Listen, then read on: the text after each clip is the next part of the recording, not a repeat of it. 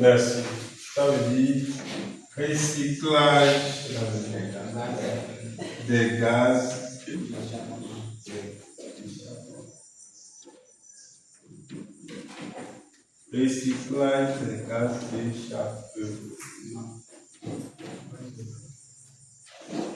C'est ça EGH en français. Voilà un organe qui participe à la dépollution. On voit ça sur certains types de véhicules, sur tous les diesels, avec le mot. Donc ça dépend de la conception. Ça dépend de la conception. Recyclage des gaz d'échappement. Lorsque vous scannez un véhicule, il y a un souci de pollution, vous risquez de voir EGR. Parfois, même sur certains tableaux de bord, ça écrit EGR. C'est-à-dire l'organe est défectueux. Ou bien l'organe n'a pas été blanchi. Ou bien son circuit est coupé. EGR. Voilà une technologie de dépollution. Une autre technologie de dépollution, c'est le catalyseur. Vous entendez parler de catalyseur, mais vous ne savez pas son rôle. Vous ne savez pas réellement pourquoi il y a catalyseur. Est-ce que les anciens véhicules, nos 405, nos 505 avec catalyseur? Non, parce que c'était un peu non. Pardon? Quand les gaz qui tombent, quand la sport du champagne, il va tous les gaz. Non.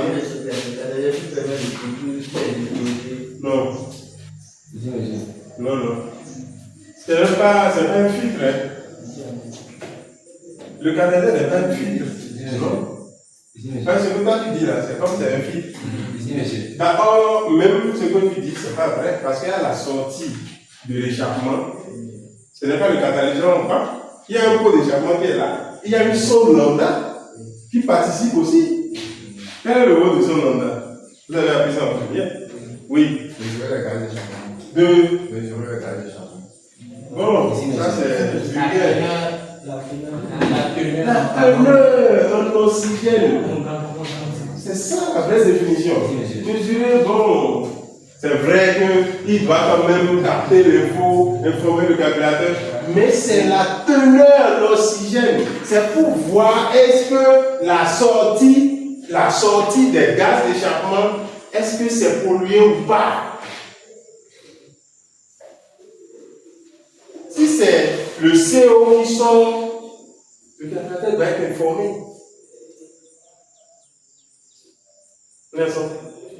Voilà aussi un autre organe qui participe indirectement à la dépollution. Parce qu'au moins, lui, il forme le calculateur de la teneur en oxygène dans les gaz d'échappement. On est ensemble? Oui. Le catalyseur, il joue le rôle de silencieux. Non. Non, c'est vrai que, bon, là où on le met, bon, avec la forme que ça constitue, ça permet de réduire. Mais avant, nos véhicules étaient bruyants. Est-ce qu'ils ont catalyseur? Non. Mais pourtant, c'était silencieux. Sauf si tu enlèves le pot déjà.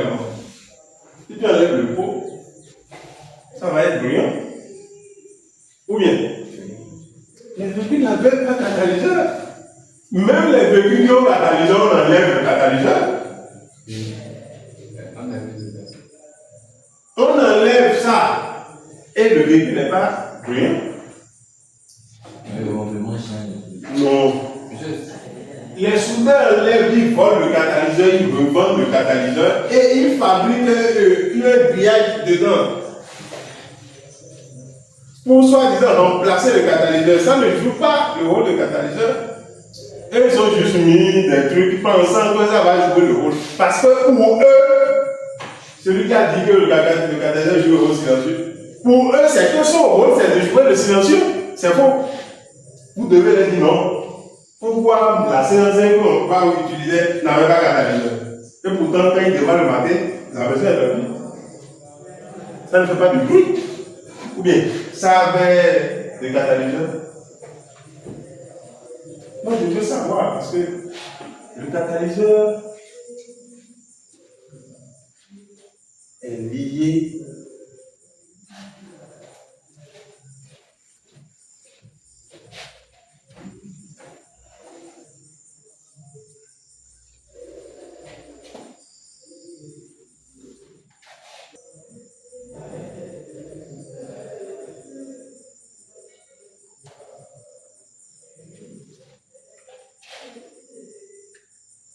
vous allez voir, vous avez vécu deux sommes sur le catalyseur. Légèrement. En bas du véhicule, vous allez voir des capteurs sur le catalyseur.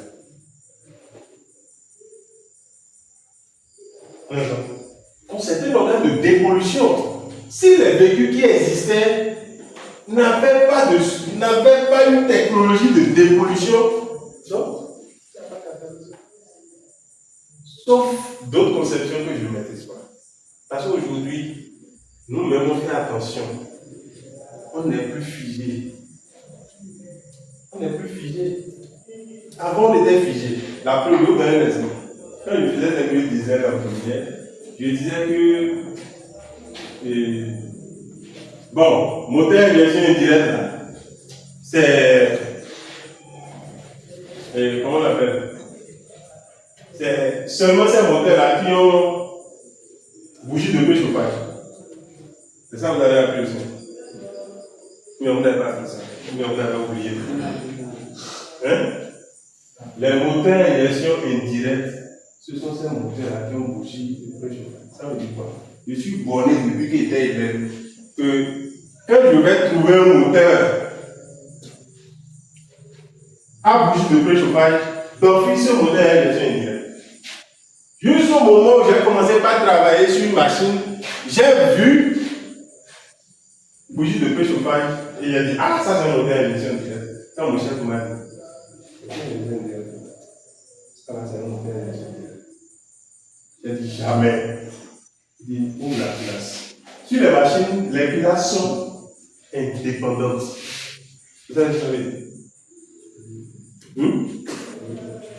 Non. Quand il dit les classes sont indépendantes, quand il dit les classes, vous devez comprendre qu'il y a plusieurs classes. S'il y a 6 cylindres, c'est qu'il y a 6 classes. Il dit ouvre-moi le premier cylindre. J'ai démonté la classe.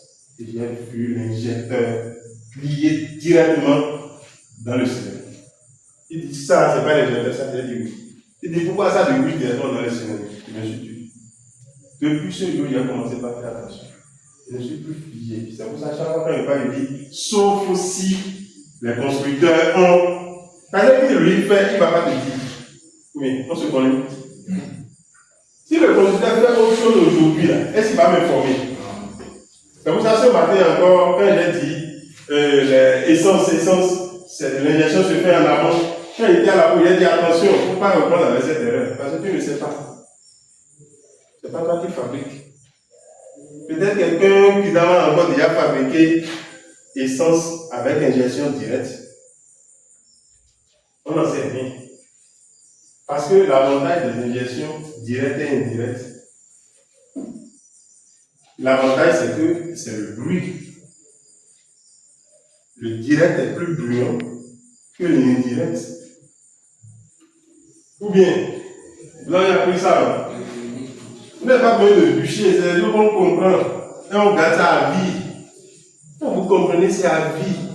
Ça vous fait plaisir d'en parler. Mais, ou bien c'est pas ça. Quand tu comprends, c'est à vie. Ou bien chef. C'est ça, non? Mais quand tu ne comprends pas, là, tu cherches à comprendre. Tu poses des questions, tu déranges pour qu'on vous explique. C'est comme ça. Est-ce que ça peut aller? À part le catalyseur,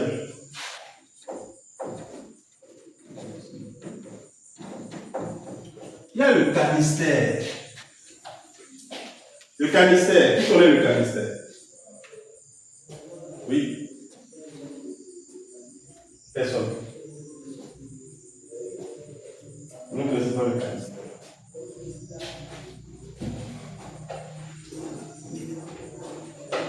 Le canister, lui, gère les vapeurs d'essence. Vous savez, quelqu'un avec gaz.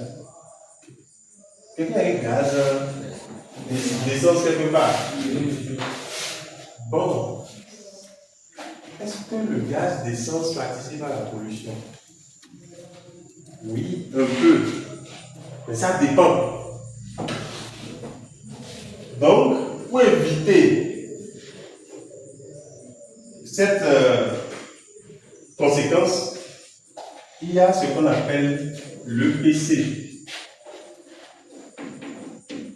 L'EPC,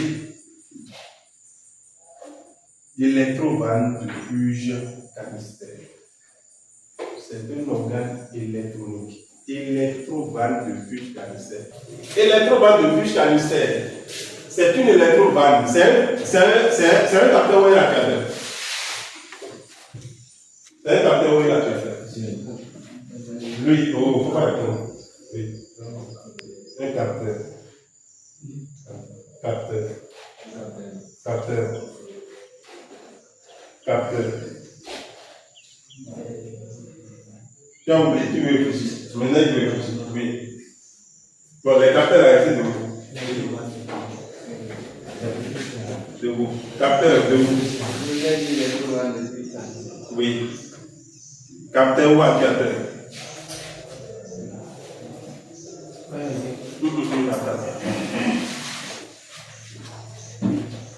Capteur ou aviateur?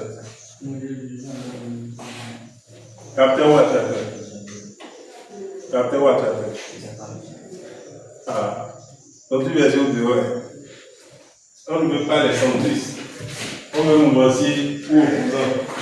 Est-ce que tu es dans la mouvance ou bien est-ce que tu es dans l'opposition? Il faut choisir. Tu es dans la mouvance, tu manges. Mais si tu es dans l'opposition, tu ne manges pas. Donc il faut choisir ton camp. Maintenant, si tu ne sais pas si dans un capteur tu es dans la mouvance, ou bien si dans un actuateur tu es dans l'opposition, bon, tu ne sais pas. Bon, lui il est habitué à rester dans l'opposition. Donc, il dit sa chose, il est tranquille. Toi, tu es où? Capteur. Je vais tomber dans le piège. Oui. Non, mais on va avancer. On veut qu'il te choisisse seulement. Donc tu restes assis. Hein? Ah, tu restes assis. J'ai envie de prendre un bâton et de taper tous ceux qui sont debout. Lorsqu'on vous dit quelque chose est électrovanne, électrovanne, c'est une soupape électronique. Vanne, il reçoit des ordres. Qu'est-ce qu'il reçoit des ordres comme capteur et actuateur? On le commande. Vous ne voyez pas le tout. L'électro-vanne est un acteur. Il reçoit des ordres du calculateur. Vous comprenez? Donc l'électrovanne de Puge Canister reçoit l'information du calculateur. Il ne commande pas. Les électrovannes ne commandent pas. On les commande. Capiché? Tu es tombé dans mon piège. Comme j'ai dit que l'autre est l'opposition, tu es tombé dedans. Donc c'est pour les opposants. Assoyez vos fesses. Il y a le FAP. Il y a le FAP. Le FAP, on trouve ça sur les véhicules diesel. FAP, ça veut dire quoi? C'est le filtre à particules. C'est monté après le collecteur d'échappement.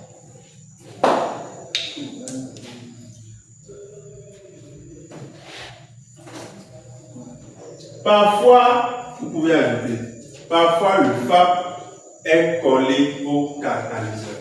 Parfois. J'ai bien dit que le FAP est monté après le collecteur d'échappement. Après le collecteur d'échappement. Donc, si vous voyez le FAP, ne confondez pas. On trouve ça sur les diesels d'abord. Donc, vous n'allez pas espérer voir FAP sur un moteur à essence. Bon, comme j'ai l'habitude de dire, je ne suis plus figé. Hein? Les choses changent, donc je ne suis plus figé. Oh, mais c'est généralement sur les moteurs diesel. Généralement sur les moteurs diesel, voilà. Après le collecteur d'admission, parfois le FAP est collé au catalyseur. Oui, c'est après le collecteur d'échappement. Parfois, vous allez constater que le FAP et le catalyseur sont dans une même enveloppe fabriquée par nos soudeurs. Et c'est ça, ils volent. Et donc, vous scannez, vous trouvez, j'ai oublié le code défaut. Sinon, j'ai beaucoup scanné.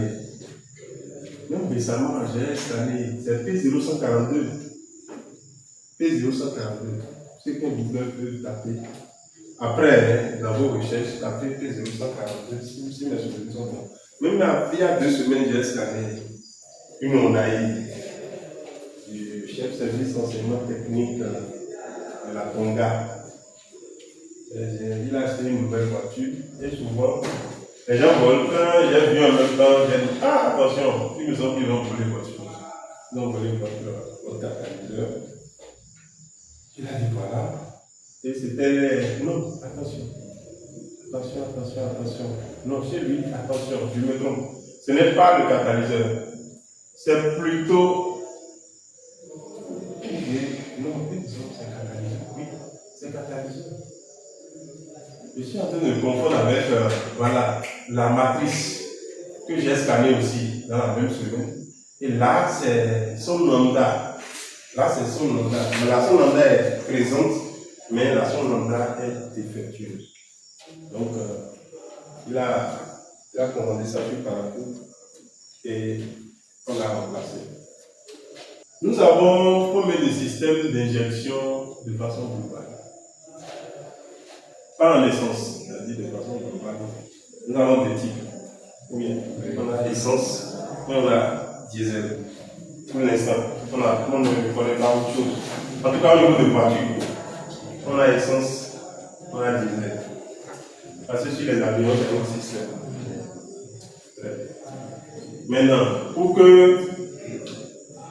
l'essence fonctionne, on a besoin de quoi et quoi? Pour que l'injection essence fonctionne, pour que ça démarre, on a besoin de quoi et quoi? Oui.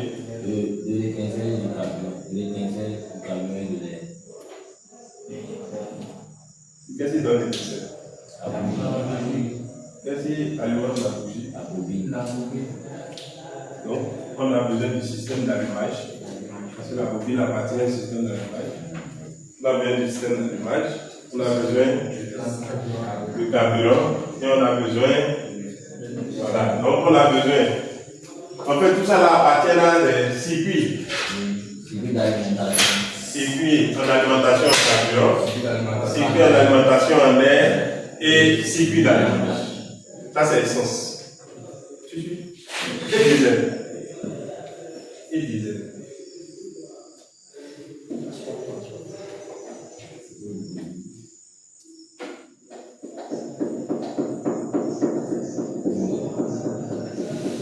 C'est bien le bio. Oui. Ah non. Diesel, tu as fait diesel en première. Combien tu n'as pas fait, on va te retrouver. C'est pas pour nous, on a fait 100%. Non? Ah, c'est pas facile. Combien? Fait 100%. Et il faut qu'on le réitère. Si vous donnez au travail, mais s'il y a des gens qui vont manquer les cours, cette année, je vais changer de stratégie. L'invisible contrôle le visible. Combien? C'est l'invisible qui contrôle le visible. Nous, on est quoi demander? Eux, ils sont dans l'invisible. Est-ce que j'ai vu quelqu'un qui est assis là? Toi, tu as vu? Moi, je n'ai pas vu. Je ne sais pas qui est là maintenant. Peut-être c'est mon grand-père qui est là maintenant en train de bloquer des missiles qui viennent d'ailleurs, je ne sais pas. Ou bien? Donc, l'invisible, quand l'invisible te dit attention, ce que tu veux faire n'est pas bon. Tu respectes. Romain, le futur papa dans 2 ans, c'est ça? C'est ça, il a dit bien, il a dit 5 ans, il a dit 10 ans, il a dit 7 ans. Donc, dans 2 ans, Romain sera papa. Il sera papa de quadruplé. Combien? Donc, il va faire le premier jet, il doit 4 en même temps. Là, il va comprendre quoi? C'est-à-dire, en même temps, là, lui a changé 5 sur la tête. C'est-à-dire, avant la femme, il a 4 chaînes. En même temps, en un seul clic, il a 4 chaînes. 5 chaînes. Avec un salaire peut-être de 100 000. Comment il va faire? Et il vient de nous. Imagine. Le gars, il aura chaud. Loyer, 30 000, 35 000, 40 000. Une chambre salon, 40 000, ça nous fait. Il reste 60 000. Il doit acheter lait, Gigos. Il y a un lait qu'on appelle Gigos à la pharmacie. Mais c'est vrai, ça a diminué. À l'époque, c'était à 7 500. Il doit acheter ça. Hein? On n'attend pas 6 mois. Hein? En même temps, sinon, si elle ne peut pas nourrir les enfants au même moment, c'est pas possible. Et il te faut une bonne, il te faut une domestique. Et elle doit avoir un salaire, minimum 25 000 le mois. Hein? L'année venue, on ne parle même pas de déplacement pour aller au boulot. S'il va au boulot, il sera épuisé. Et s'il rentre à la maison, il doit être des enfants. Donc lui, il n'a même pas droit à avoir une copine au dehors. Il ne peut pas. Il doit aller des enfants à la maison. Parce qu'il va garder si l'autre garde, et les 2 autres, lui doit garder. Il n'aura même pas le temps de regarder la télé. Hein? C'est la première. Je vous assure, avoir des enfants, ce n'est pas une affaire mince.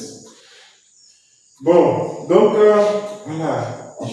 Personne ne m'a donné de dizaine. Non, pourquoi c'est chaque fois? Personne? Dizaine. Dieu nous dit, va faire des restes de vous, reste de vous. Non, non.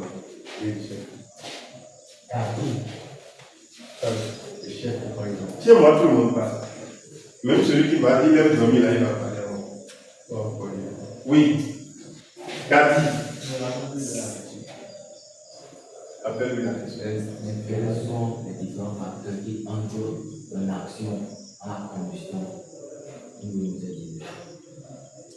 Merci.